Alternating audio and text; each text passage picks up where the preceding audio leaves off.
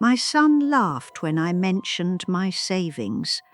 Not a cruel laugh exactly, the kind you give a child who claims she'll fly to the moon, indulgent, dismissive, as if at 74 I had somehow forgotten how money worked. I smiled, poured more coffee, said nothing. That was 3 weeks ago. The laugh still echoes in the kitchen where I've made 10,000 breakfasts, balanced 30 years of household accounts, and built a retirement fund he apparently believes materialised from thin air. I live in a house I've owned outright for 18 years. The garden beds I planted when Michael was in diapers now hold roses that bloom from May to October.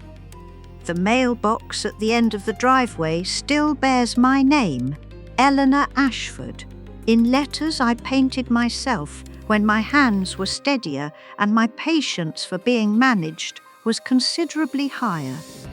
My husband Robert passed 8 years ago. Lung cancer, the kind that takes everything in 11 months. We had 46 years together, and in those 46 years, he never once laughed at me for mentioning money. He consulted me. We decided together. When he died, I inherited not just his accounts, but the quiet competence he always said he admired in me.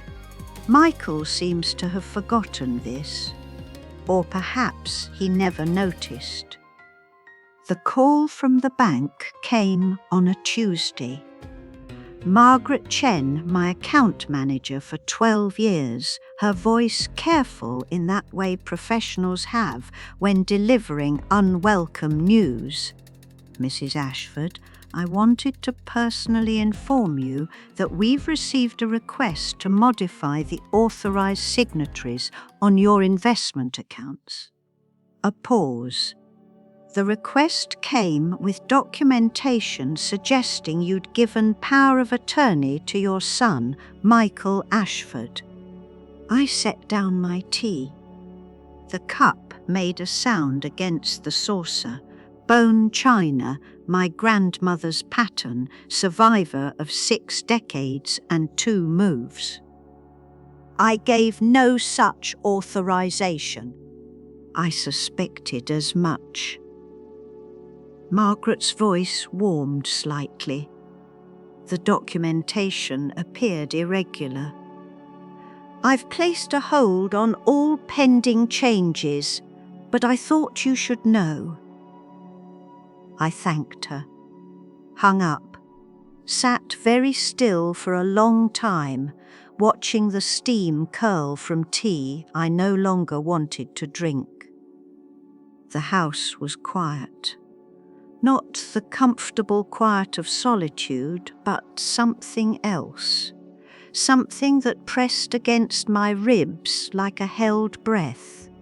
My son, my only child, the boy I'd rocked through colic and driven to soccer practice and helped through a divorce he never really recovered from, had tried to take control of my money without asking, without telling me, without the basic courtesy of a conversation. I have a notebook, blue leather cover, cream pages, a gift from Robert on our 40th anniversary. He'd written on the first page, for keeping track of everything that matters. I'd used it for years to record things worth remembering. Grandchildren's milestones, garden plans, recipes I wanted to try, passages from books that moved me. That evening, I opened to a fresh page and wrote something different. March 14th. Michael tried to take control of my accounts. Margaret caught it. I said nothing to him, but I will not forget. The ink dried. I closed the cover, something shifted. At dinner the following week, Michael mentioned casually, between bites of the pot roast I'd spent 3 hours preparing, that perhaps I should simplify my finances. "Let someone else handle the headaches, Mom. You've earned a rest." Lisa, his wife, nodded vigorously. "It's so complicated now, with all the regulations. Michael's very good with investments. Michael is an insurance adjuster. His expertise extends to car accidents and water damage claims. He has declared bankruptcy once and carries credit card debt that would have given Robert chest pains." I smiled again, poured more gravy, and remembered. 22 years ago, I sold a small business, a bookkeeping service I'd run from home for local shops and restaurants. Nothing glamorous, steady work, good clients, modest profits. When I sold it, Michael was in college. He'd asked once, vaguely, about the sale price. I'd told him it covered tuition. He'd nodded and never asked again. The truth sits in a folder in my filing cabinet. The sale brought $473,000. I invested it carefully, conservatively, following principles Robert and I had agreed upon long before he got sick. Compound interest is patient. 22 years of patience has been kind. When Michael laughed about my savings, he was picturing, I suspect, a modest sum. Social security checks stretched thin. Maybe a small emergency fund. The reality would stagger him. But that's no longer information he deserved. The folder also contains other records. A loan of $15,000 for his first house down payment, never repaid. $23,000 for his daughter Jenny's braces, summer camps, that year of private school when the public system failed her. $12,000 when his divorce left him scrambling. $8,000 for temporary car repairs that became permanent gifts. I've kept every cancelled cheque, every wire transfer confirmation, every polite thank you that never quite acknowledged these weren't gifts freely given, but resources extracted through persistent, patient pressure. I closed the folder, made a cup of chamomile tea, watched the evening light slant through windows. I've washed myself every spring and fall since Robert died. The notebook was waiting when I came back. I wrote one more line. It is not too late to change what I allow. Margaret Chen's office smelled of leather and paper and the faint green scent of the potted fern on her windowsill. I'd dressed carefully for this meeting, my navy suit, the pearls Robert gave me for our 25th anniversary, sensible heels that still fit properly despite the swelling that sometimes troubles my ankles now. She rose when I entered, shook my hand with genuine warmth, offered tea, which I accepted, and a chair that faced the window rather than the door. "I've prepared everything you requested," she said, sliding a folder across her desk. "The attempted changes to your accounts have been completely reversed. I've also flagged your file for enhanced security. Any future modifications will require your in-person presence with 2 forms of identification." I nodded, opened the folder. Inside were documents I'd never seen before. The fraudulent power of attorney typed on letterhead that mimicked a law firm's. My signature, forged with the kind of careful attention that suggested practice. Michael's signature beneath, real and damning. There's also the matter of the family trust, Margaret continued, her voice neutral in the way that carries weight. The one established in 1998 for your grandchildren's education. The trust. I'd almost forgotten it, a vehicle Robert and I had created when Jenny was born, funded modestly, intended to grow. Michael and Lisa were named as successor trustees, a decision made during a time when such designations felt like gestures of confidence rather than invitations for exploitation. What about it? Margaret's hands folded on the desk. There was an attempt to access those funds 6 months ago, a withdrawal request for the full balance, citing educational expenses. The request was denied due to a documentation error, but they tried to take Jenny's college money. It appears so. The silence that followed had weight. I could feel it settling around my shoulders, pressing down. My son. My son and his wife, the boy I had nursed through chickenpox and comforted after nightmares, and believed, despite everything, still held some core of the child I'd raised. Dissolve the trust, I said. Transfer the funds to my personal accounts. I'll establish a new vehicle, one with different trustees. Margaret made a note. Her pen moved smoothly, no judgment in her expression, only efficiency.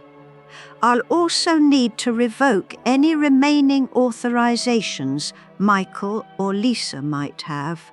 Credit cards, safety deposit access, everything. I anticipated that. Another folder appeared. These are the forms. If you sign today, the changes take effect within 48 hours.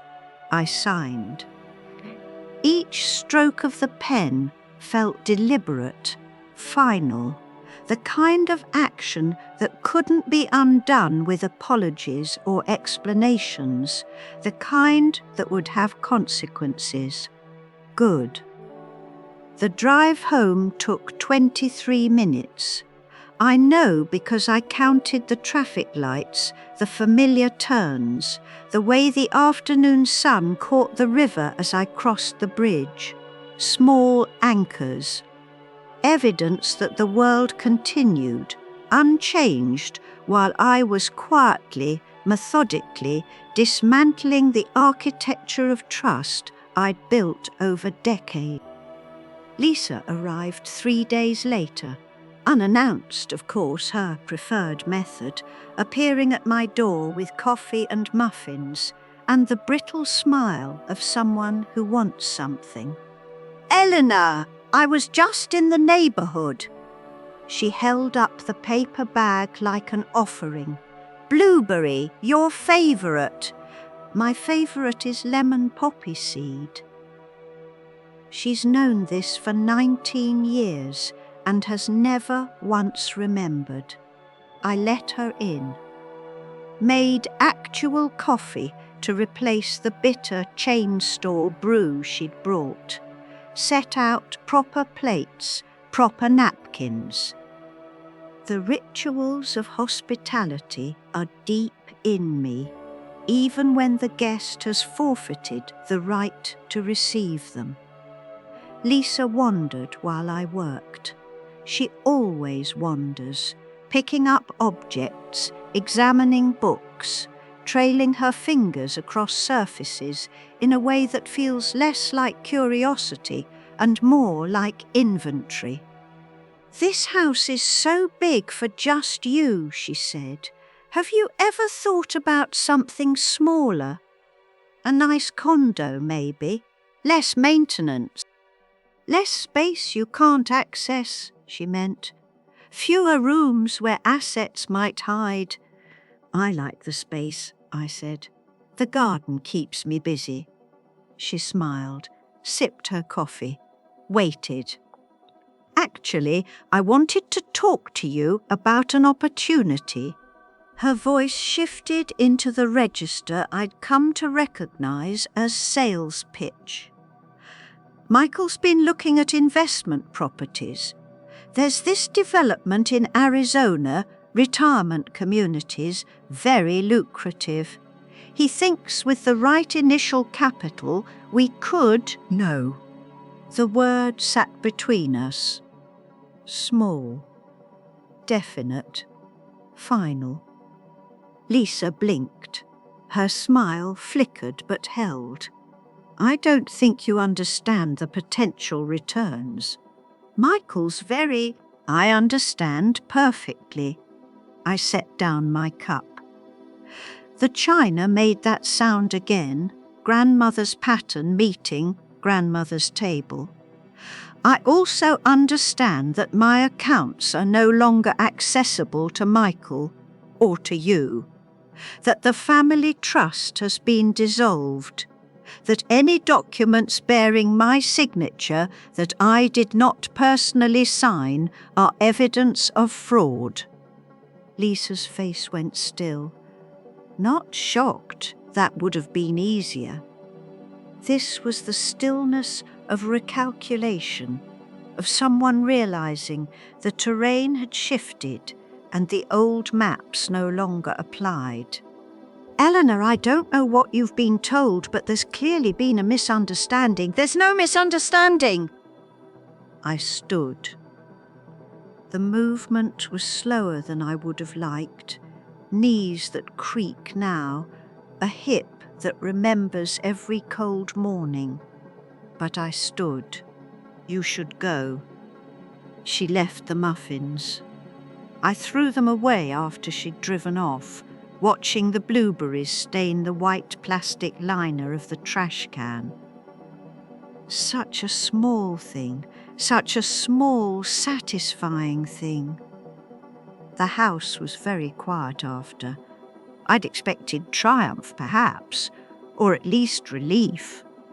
Instead, there was only the sound of the clock in the hallway, marking seconds I no longer had to share with people who saw me as a resource to be managed. The quiet had weight. I sat in Robert's chair, the leather one by the window, worn smooth on the armrests where his hands had rested during 10,000 evenings of reading. The chair still held a faint trace of his cologne, something I'd stopped noticing until now, until I was paying attention to what remained and what had been lost. Jenny called that evening, my granddaughter, 19 now, studying biology at the State University 3 hours away. She calls every Sunday, regular as church bells, asking about my garden, my health, whether I'd tried any new recipes that week. "Grandma." Her voice was careful. "Mum asked me to talk to you." I closed my eyes. Of course she had. She said there's been some kind of mix-up with the bank, that you're confused about some documents. Is that what she said? A pause. I could hear Jenny breathing, hear the background noise of her dorm room, music playing softly, the hum of a computer. She was so young still, so unaware of the currents moving beneath the surface of her family. "Grandma, are you okay? You sound different." I opened my eyes. The evening light was fading now, the garden visible through the window as a series of shadows, The shapes of roses and boxwood I knew by heart even in darkness. "I'm fine, sweetheart. Better than I've been in a while, actually." Mum made it sound like. Jenny trailed off, regrouped. "Can I come visit next weekend, maybe? I don't have exams until the 20th. She wasn't asking on Lisa's behalf anymore. I could hear the shift, daughter becoming granddaughter, errand becoming genuine concern. I'd like that very much.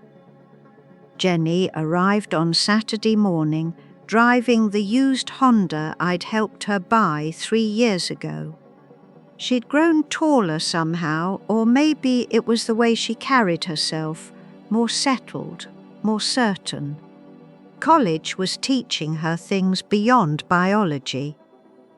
We walked in the garden first. Early April, and the daffodils were finishing their season while the tulips prepared to take over. I showed her the new bed I'd started along the south fence, the soil dark and ready for the herbs I planned to plant when the frost risk passed. Grandma. She stopped beside the old apple tree, the one Robert had planted the year Michael was born. "What's really going on?" I considered lying, protecting her from the ugliness of what her parents had attempted, maintaining the comfortable fiction that family meant only love and never betrayal. But she was 19, and she had driven 3 hours, not because her mother sent her, but because she heard something in my voice that worried her. "Your parents tried to take control of my finances without my knowledge or consent." I kept my voice steady. "They forged documents, attempted to access funds that weren't theirs. When your grandfather died, they apparently decided I was too old to manage my own affairs." Jenny was quiet. The apple tree's branches moved in the breeze, still bare, waiting. "I should be surprised," she finally said, "but I'm not." She looked at me, really looked, the way young people rarely do with the old. I heard them talking last Christmas about the house, about how you were probably declining and someone should step in before it's too late. They said that. Dad said it. Mom agreed. Jenny's jaw tightened. I told them they were wrong, that you're sharper than either of them. They said I was young and didn't understand how these things work. The anger that rose in me was old and cold. Not the hot flash of fresh betrayal, but the deep chill of confirmed suspicion. They had discussed me, planned around me, decided I was a problem to be managed before I even knew I was in danger. "What did you do?" I asked, after they said that. Jenny pulled her jacket tighter. "I changed my winter break plans, told them I had a research project, stayed at school and called you every Sunday instead of sitting in their living room listening to them talk about you like you weren't real." I reached out, touched her arm. My granddaughter, who had protected me the only way she knew how, with distance and loyalty and the stubbornness that runs in this family like a seam of iron through rock. "There's something I want to show you." We went inside. I made tea, proper tea with the good leaves, in the pot I only use for occasions that matter. Then I took the folder from my filing cabinet, the one with the records I'd shown no one. This is documentation of every loan and gift I've given your parents since you were born. I set it before her. The totals are at the back. Jenny opened the folder, turned pages. Her face changed as she read. Not shock exactly, but recognition. The slow assembly of pieces she'd half glimpsed falling into a pattern she could finally see whole. $300,000. Her voice was flat. They took $300,000 from you. Closer to 340 when you account for the smaller amounts. I poured the tea. Steam rose between us. I kept records because your grandfather believed in records. I never intended to collect, but I also never intended to be robbed. Does Dad know you have this? No, and it no longer matters what he knows. I slid an envelope across the table, sealed, her name written on the front in my careful handwriting. This is something else. Open it.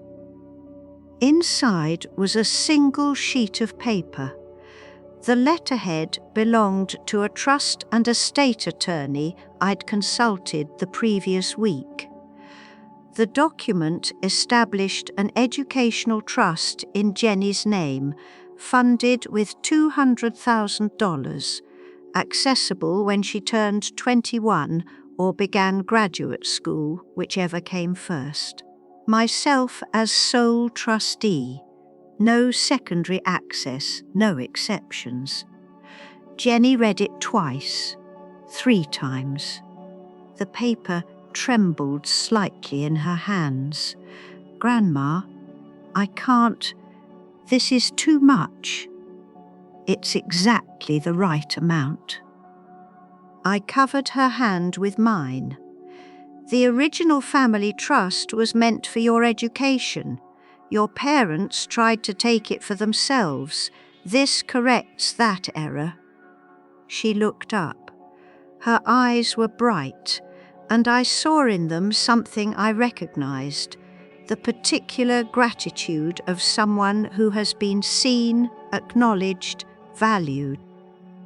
Not as an extension of her parents or a means to their ends, but as herself. Why, she asked. I considered the question, sipped my tea, let the silence stretch until it felt like honest weight rather than avoidance. Because you call every Sunday. Because you came when you were worried. Because you have never once looked at me like a problem to be solved. I set down my cup. And because I am choosing, finally, where my resources go, what they mean, who deserves them. Jenny stayed through dinner. We cooked together, vegetable soup, crusty bread, the kind of simple meal that tastes better shared.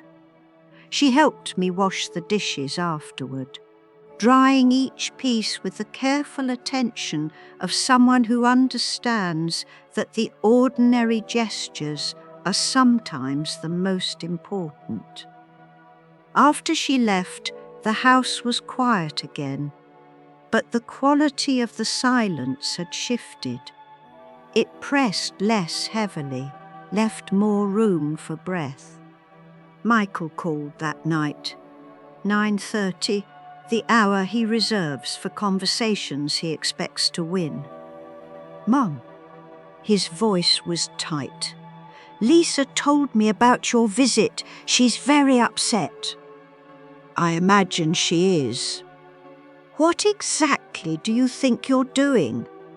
Revoking access, dissolving trusts. Do you understand how this looks? It looks like a woman managing her own affairs. I was sitting in Robert's chair again, the phone cradled against my shoulder, watching moonlight silver the garden through the window. Which is precisely what it is. You're not thinking clearly. This paranoia about documents, about the bank. There's no paranoia, Michael. I kept my voice level. There are records, statements, evidence of forgery, your signature on documents I never authorized. Silence on the line. Not the weighted silence of my empty house, but the sudden void of someone realizing their story no longer holds. I was trying to help, he finally said. You're getting older, Mum. These things get complicated. I thought if you could just take control, decide what I needed without asking, treat me like a problem rather than a person. I watched a cloud pass across the moon. That's not help, Michael, that's theft. The only difference is you expected gratitude. That's not fair. What's not fair is spending 74 years building a life and having your son decide you're not competent to manage it. I stood. The chair creaked as I left it. The accounts are secured, the trusts are revised, my will has been updated. These are not decisions we'll be discussing. Updated? What does that mean? Mum, you can't just... I can. I walked to the window, touched the glass where it was cool with night. I can do exactly what I choose with resources I earned. Goodbye, Michael. I hung up, set the phone on the table, stood there in the moonlight for a long time, feeling my heart beat steady and slow. The days that followed had a strange quality, peaceful but charged. Like the air before a summer storm when the pressure drops and the birds go quiet and you know something is coming even if you can't yet see the clouds. I finalized the account changes at the bank. Margaret handed me new cards, new statements, new access codes, everything fresh, unmarked by the fingerprints of people who'd tried to take what wasn't theirs. When I signed the last document, she smiled in a way that told me she'd seen this before. B. Other elderly clients, other families that turned predatory, other quiet recoveries. There's one more thing, I said. I'd like a complete record of every transaction on these accounts for the past 5 years, and documentation of the fraudulent access attempts in case I need it. Margaret nodded. I'll have copies ready within the week. Evidence. Robert had always said that evidence was the foundation of any serious decision. You kept records not because you expected to need them, but because you understood that the world sometimes demanded proof of what should have been obvious. A letter arrived the following Tuesday. The return address was familiar. My niece Carol, Robert's brother's daughter, now living in Vermont with her husband and their small farm. We'd been close once, before distance and busy lives thinned the connection to occasional holiday cards and briefer phone calls. Dear Aunt Eleanor, I don't know if you remember, but when I was 17, you paid for my wisdom tooth surgery. My parents were struggling that year, and you never made a thing of it. just wrote a cheque and told me to focus on getting well. I've been thinking about that a lot lately, about how some people help without expecting anything back, without keeping score or reminding you of the debt. I heard through family channels that things are difficult with Michael. I don't know the details, and I don't need to. I just wanted you to know that I remember kindness, and that if you ever need anything, a visit, a phone call, someone to listen, I'm here. You were always the steady one. Don't let anyone make you forget that. Love, Carol. I read the letter 3 times, set it on the kitchen table, made tea I didn't drink, sat watching the light move across the room as the morning stretched into afternoon. When had I last received a letter that asked for nothing, that offered only acknowledgement, only witness, only the simple gift of being remembered correctly? I couldn't recall. Michael came by unannounced on Thursday. Not Lisa this time, just him, standing on my doorstep in the jacket he'd worn to his father's funeral, holding a paper bag I recognised as coming from the farm stand on Route 12. Mum. His voice was different, smaller somehow. "Can I come in?" I considered refusing. The boundary I'd established had been clear, and there was satisfaction in holding it.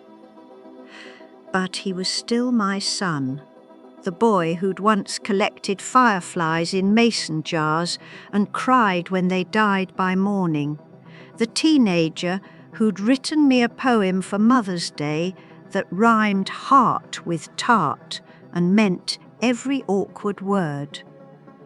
I stepped aside. We sat in the kitchen. Neither of us spoke at first. He'd brought apples, local ones, the heirloom variety I'd mentioned once, years ago, loving for their tartness and the way they held together in pies. "I owe you an apology," he finally said. "Several, actually." I waited. "Lisa and I..." He stopped, started again. I convinced myself we were helping, that you didn't understand how complicated things were now, with regulations and accounts and... He trailed off, looking at his hands.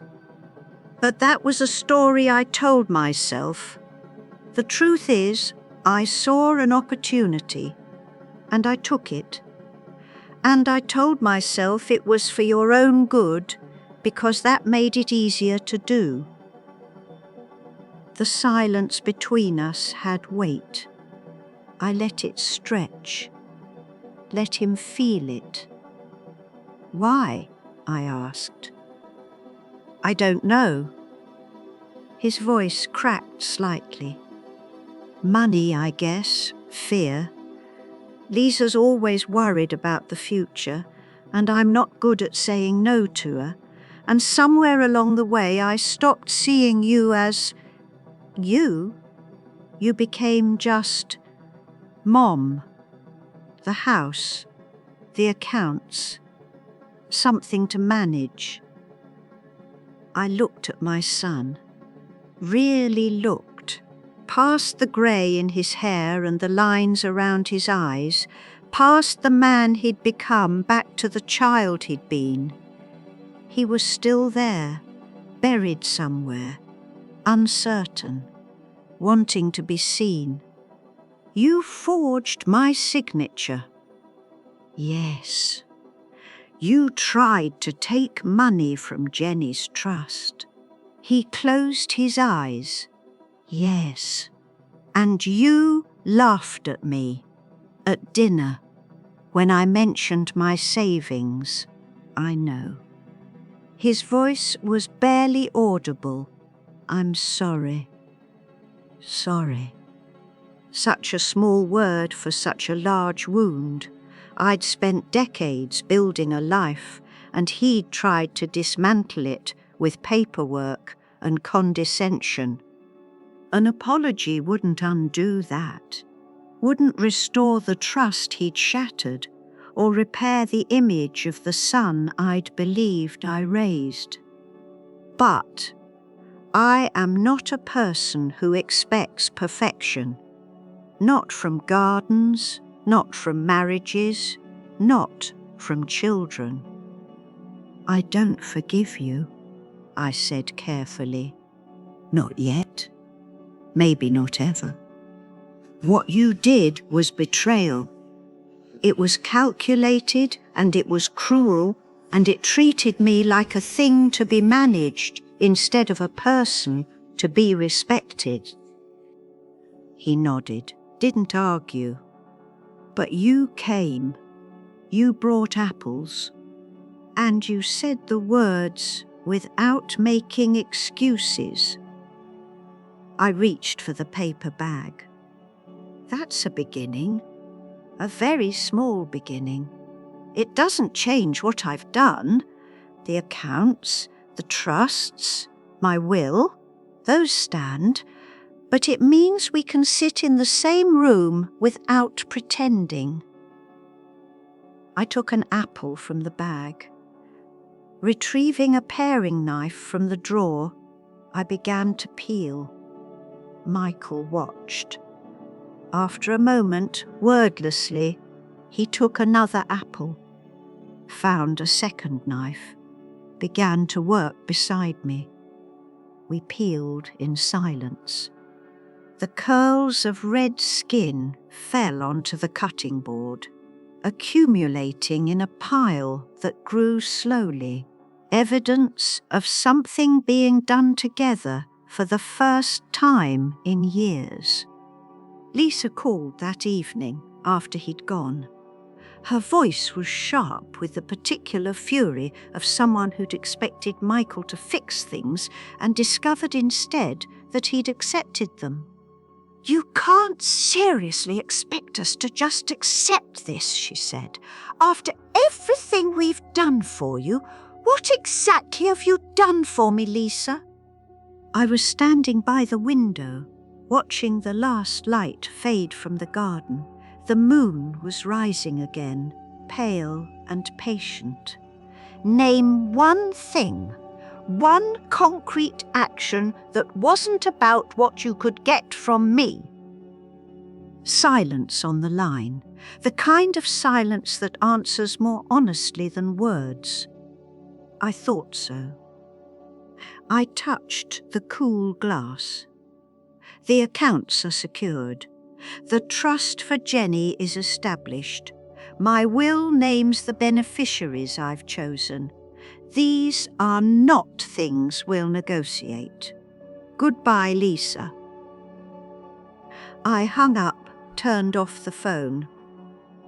Thomas Wright's office was on the third floor of an old brick building downtown, the kind with creaking wooden stairs and brass door handles worn smooth by a century of hands.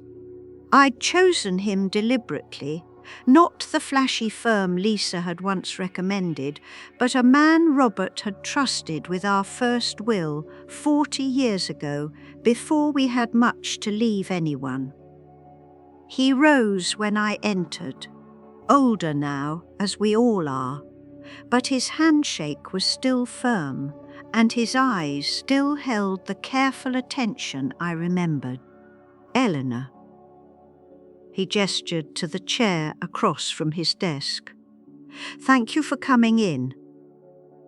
Thank you for making time." We reviewed the documents I'd prepared, the revised will allocating my estate to Jenny, to Carol, to a small environmental foundation Robert had supported for years. The explicit disinheritance of Michael and Lisa, worded carefully to prevent challenge. The trust documents, now legally airtight. The power of attorney, naming a professional fiduciary rather than any family member. Thomas read everything, made notes, asked clarifying questions in a voice that suggested nothing was unprecedented, nothing was shocking, nothing required judgment, only precision. "One more thing," I said when the paperwork was complete. "I'd like to include a personal addendum, something to be read with the will." He nodded, slid a blank legal pad across the desk. "Take your time."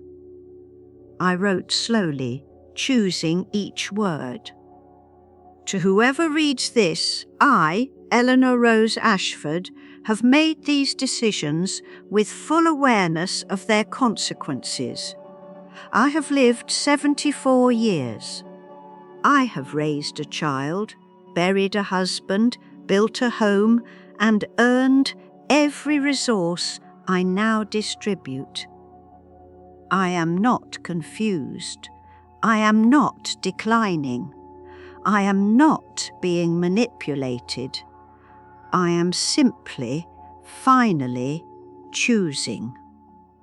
My son and his wife attempted to take what was mine through deception and forgery. The records exist. The evidence is clear. I do not leave this note from bitterness, but from clarity. Some betrayals cannot be repaired with apologies. Some boundaries must be permanent to mean anything at all. But I do not leave the world having loved no one.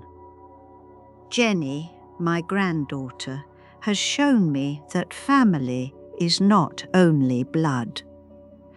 Carol, my niece, reminded me that kindness leaves traces even when we forget. The organisations listed here continue work my husband and I believed in. This is my legacy. Not what I owned, but what I chose to do with it. Not the children I raised, but the values I honoured in the end. Signed with full capacity and clear intent, Eleanor Rose Ashford. Thomas read the addendum. His expression didn't change.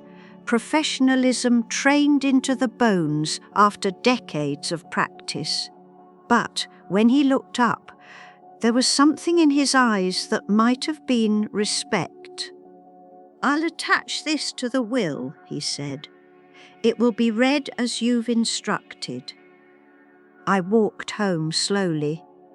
The spring afternoon was mild, the kind of day Robert would have called walking weather, and I had no reason to hurry. The sidewalks of this town held 40 years of my footsteps. The shops I passed held memories. The bakery where I'd ordered Michael's birthday cakes.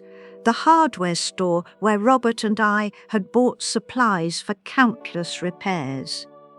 The bookstore where I'd found solace after his death in the quiet company of strangers, also browsing, also seeking something unnamed. The house was waiting. The garden was waiting.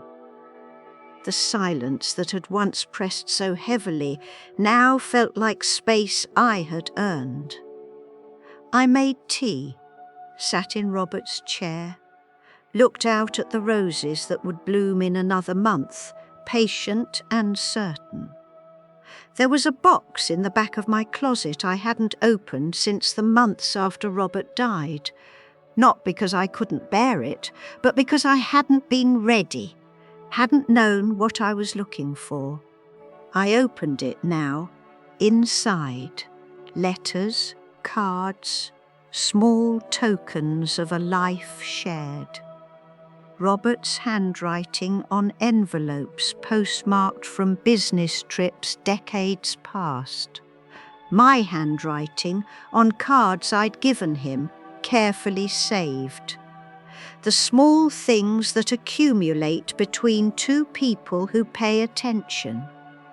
One letter caught my eye, undated. His handwriting, shaky from near the end, then, when the medication made his hands unsteady. Eleanor, I know you're going to be alone soon. I'm sorry for that. Sorrier than I can say. But I need you to know something. You were never the quiet one, the steady one, the dependable one because you had to be. You were those things because they're who you are, the core of you. I watched you for 46 years. I watched you balance books and raise Michael and plant gardens and hold everything together when everything tried to fall apart. You never asked for credit, never expected thanks, just did what needed doing day after day because that was you. Don't let anyone tell you different. Don't let anyone make you small. You are the strongest person I've ever known. And when I'm gone, that strength stays with you. It's not something I gave you. It's something you always had. I love you. Past tense makes no sense here. I love you always. Present continuous. Robert, I read the letter once, twice. Set it carefully on the table beside the chair. The afternoon light slanted through the window. The garden waited. The house held its breath. I was not crying. I was simply very still, holding something precious that I had almost forgotten I possessed. A witness, a voice from beyond telling me what I already knew but needed to hear spoken aloud. You are the strongest person I've ever known. I touched the paper where his hand had rested. The weeks that followed taught me something I hadn't expected. Peace is not a destination, but a practice. Each morning I woke in a house that was fully mine. Each evening I sat in a chair that held no one's expectations. The silence that had once felt like weight now felt like room to breathe, to think, to be a person rather than a function. The Saturday farmers' market became ritual. I went early when the produce was fresh and the crowds were thin. Buying vegetables I would cook myself, and flowers I would arrange without anyone's opinion on placement. An acquaintance from the old neighbourhood, Margaret, not the banker, but another Margaret, the one who had been friendly with Lisa, approached me near the bread stalls. Eleanor, her voice held the particular warmth of someone about to ask intrusive questions. I heard about the trouble with Michael. How are you managing? It must be so hard, being alone at your age with all this family drama. I looked at her careful sympathy, her eagerness for details she could share at bridge club, her assumption that my situation required pity. I'm managing very well, I said. Thank you for your concern. I picked up my basket, walked away. Did not look back to see her expression. Such a small thing, such a small, satisfying thing. Carol called that evening. We talked for an hour about her goats, about my roses, about recipes we wanted to try and books we'd been meaning to read. At the end, she said something that stayed with me. "You sound different, Aunt Eleanor, lighter." "I feel lighter," I admitted. I didn't realise how much weight I was carrying until I set it down. Michael came to lunch the following week. Not with Lisa. Never again with Lisa, I suspected, though I didn't ask about their marriage and he didn't offer. He brought sandwiches from the deli Robert had loved, and we ate on the back porch, watching birds compete at the feeders I'd kept filled for 30 years. "I'm going to therapy," he said, "somewhere between the potato salad and the coffee. Lisa thinks it's a waste of money, but I'm going anyway." I didn't say anything, just nodded. Let the silence hold what words couldn't carry. He left in the early afternoon. At the door he paused. "I'm sorry," he said again. "I know it doesn't fix anything. I just need you to know I'm trying." "I know," I said. "That's why you're still welcome here. Not forgiveness. Not yet, but possibility. The small green shoot of something that might, with time and care, become worth cultivating." My birthday came in late May.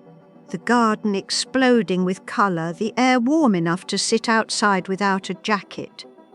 Jenny arrived in the morning with a card she'd made herself, collage of photos from her childhood, pressed flowers, words in her careful handwriting.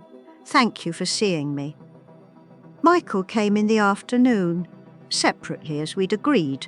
Too soon for family gatherings that pretended everything was normal. He brought a book I'd mentioned wanting, nothing extravagant, just evidence he'd listened. That evening, alone again, I sat on the porch and watched the sun set over the garden Robert had started and I had maintained. The roses were opening, pink and cream and deep red. The apple tree was thick with leaves, promising fruit by autumn. Everything cycles, everything returns, everything grows if you give it what it needs. I went inside, took my notebook from the shelf, opened to a page near the middle, past the old entries about grandchildren and recipes and garden plans, past the new entries about betrayal and boundaries and banks. I wrote slowly, feeling the pen move across paper, feeling the weight of words chosen carefully. May 28th. I am 74 years old. I live in a house I've owned for longer than my son has been an adult. I have a garden that blooms without anyone's permission. I have savings I earned, investments I managed, a legacy I've chosen to leave on my own terms.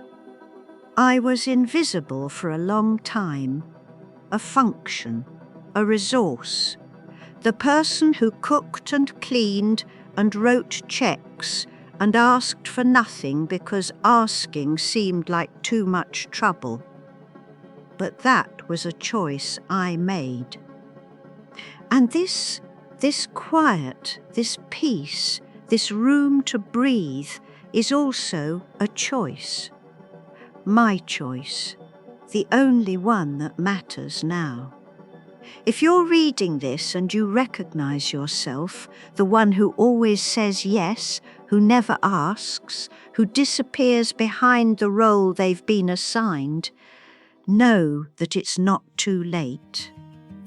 It was almost too late for me. Almost, but not quite. Your silence isn't kindness, it's abandoning yourself. Your no isn't selfishness, it's a reminder that you're a person, not a function. And your boundaries, the ones you're afraid to set, afraid will cost you relationships, afraid will make you difficult. Those boundaries are the only things that will tell you who really loves you. Because the people who leave when you have limits never loved you at all. They only loved what you could give them. Set the boundary. Say the word. Change the locks. Change the will. Change the story you've been telling yourself about what family owes and what love costs.